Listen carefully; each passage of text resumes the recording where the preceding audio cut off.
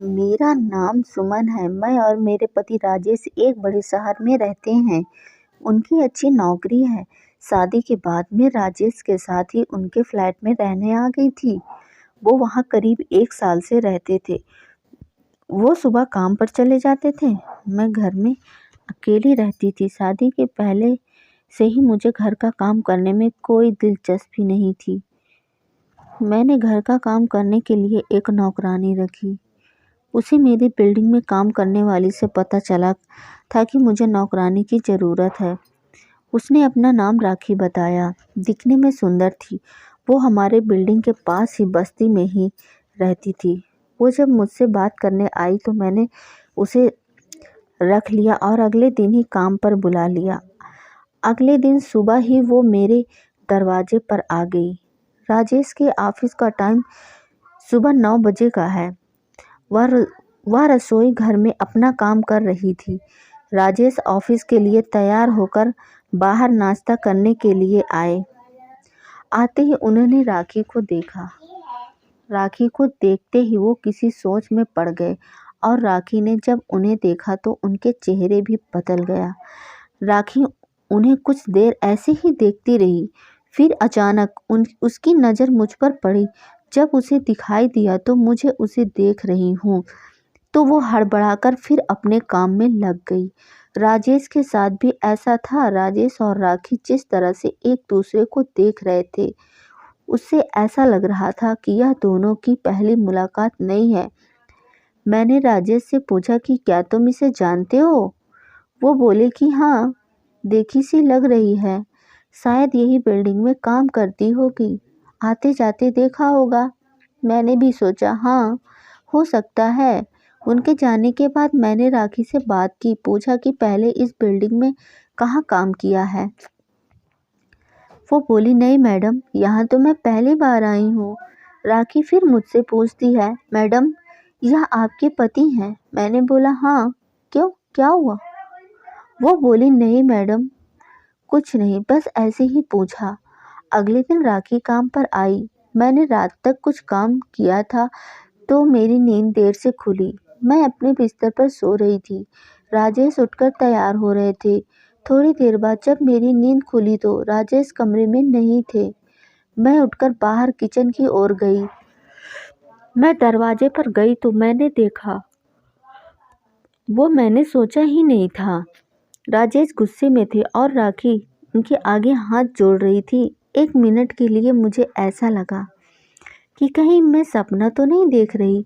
उन दोनों में कभी मुझे नहीं देखा था। मैंने वहीं खड़े होकर उनकी बातें सुनने की कोशिश की, लेकिन उसी पर राखी की नज़र मुझ पर पड़ गई और वो फिर अपने काम में लग गई। राजेश मुझे देखकर मेरे पूछे बिना ही बोले कि मैं यहाँ यह देखने आया था कि नाश्ता बना है कि नहीं, ऑफिस में लेट ना हो जाऊं। मेरे मन में अब शक आ गया था कि कुछ ना कुछ तो बात है जो यह दोनों छिपा रहे हैं।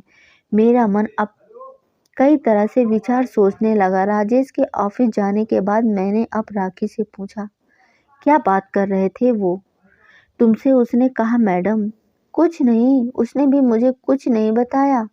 मैंने सोचा कि उसे नौकरी से निकाल देती हूँ, लेकिन फिर मैंने सोचा कि अभी उसे निकाल दूंगी तो पता नहीं कैसे चलेगा कि क्या बात है क्या है। मैं दिन भर यही सोच रही थी कि उसे सीधे सीधे पूछ लेती हूँ। शाम को वो घर आए। हम बैठकर एक साथ खाना खा रहे थे। राखी किचन में खाना बना रही थी। मैंने ऐसे ही कहा कि दाल में नमक ज़्यादा डाल दिया है, ऐसे खाना बनाया है। राजेश राखी के सामने ही कहने लगे, नहीं ठीक है, अच्छा है, ऐसा ही खाना बनाती है रहना। मेरे पतिया क्या कर रहे थे? एक नौकरानी, इतनी तरफदारी। रात मैंने फिर सोचा कि उनसे पूछूं, लेकिन मुझे पता था कि वो फिर से यही कहेंगे कि कुछ नहीं है। रात को ही मैंने सुबह के बारे में सोच लिया था कि मुझे क्या करना है। मैं सुबह फिर बिस्तर पर आंख बंद करके लेटी रही। राजेश उठकर तैयार हो रहे थे। मुझे लगा कि आज भी शायद यह किचन में जाएंगे और वैसा ही हुआ। वो किचन में गए। मैं भी चुपके से उनके पीछे गई। यह देखने कि आज राजेश क्या करने वाले हैं। राजेश ने आज भी कुछ किया। आज राजेश राकेश को राखी को रुपया दे रहा था। मेरे घर में यह क्या हो रहा था? 3 दिन में इस नौकरानी ने मेरे पति पर ऐसा क्या जादू चला दिया?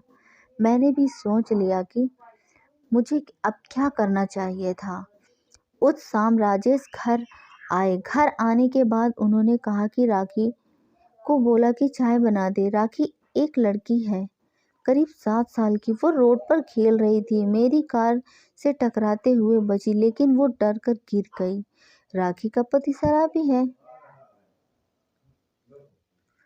उस दिन वो मुझे लड़ने आया। राखी भी उसके साथ थी। भीड़ जमा हो गई थी। वो मुझसे बिना बात पैसे मांगने लगा। उस समय मैंने राखी को भी उसका साथ दिया। नशे में वो कुछ भी कह रहा था, इसलिए मैंने बात को ख़त्म करने के लिए उसे पैसे दिए। राखी को देखते ही मैं पहचान गया था। वो मुझसे कह रही थी कि उस दिन के लिए मुझे माफ़ कर दो। मुझे भी कुछ पैसे चाहिए थे, इसलिए मैंने पति का साथ दिया। अब वो उसके पति से अलग रहने लगी और उसकी माँ और बच्ची की जिम्मेदारी उस पर ही थी। इसलिए वो कह रही थी कि उसे नौकरी से मत निकालना। मैडम को वो बात मत बताना, नहीं तो वो मुझे भगा देगी। इसलिए मैंने उसे पैसे दिए ताकि वो अपना घर चला सके। उसकी आंखों में मुझे ईमानदारी नज़र आने लगी थी। तुमसे उसे निकाल दिया था। यह काम उसके लिए सहारा है, लड़ने का, भूख से, गरीबी से। वो मेहनत कर रही है, कुछ गलत काम नहीं कर रही है। मुझे उनकी बात सुनकर बहुत अफसोस हुआ। मुझे ना वो सब सोचना चाहिए था, ना उसे काम से निकालना चाहिए था। मैंने कहीं से भी उसका नंबर मांगा और फिर उसे काम पर बुलाया। जब वो आई तो उसकी आंखों में आंसू थे। मैंने उससे कहा कि तुमने तो मुझे बहुत कुछ सिखा दिया। मुझे माफ़ कर दो राखी। अभी भी हमारे यहाँ है, बहुत मन लगाकर काम करती है। उसकी बच्ची भी आती है, बहुत प्यारी बच्ची है वो। भगवान मेहनत करने वाले के साथ भी ऐसा क्यों करता है। मैंने कहा कि चाय मैं बना देती हूँ। वो बोली कि क्यों वो नहीं आई। मैंने कहा कि आपको उसकी इतनी फिक्र क्यों हो रही है। मैंने उसे काम से निकाल दिया, अब नहीं आएगी। राजेश बोले क्या? क्यों कुछ किया क्या उसने? मैंने कहा हाँ, उसने पैसे चुराए थे। राजेश बोले कि अरे उसने चुराए नहीं थे, मैंने दिए। बस यही मैं सुनना चाहती थी। मैंने बोला क्यों? आपने क्यों दिए? वो भी इतने पैसे किस बात के लिए दिए आपने? कौन सी बात नहीं बोलने के पैसे आप उसे दे रहे थे? राजेश बोले तुम पागल हो गई हो? तुम पूछ रही थी कि मैं उसे जानता हूँ, तो सुनो।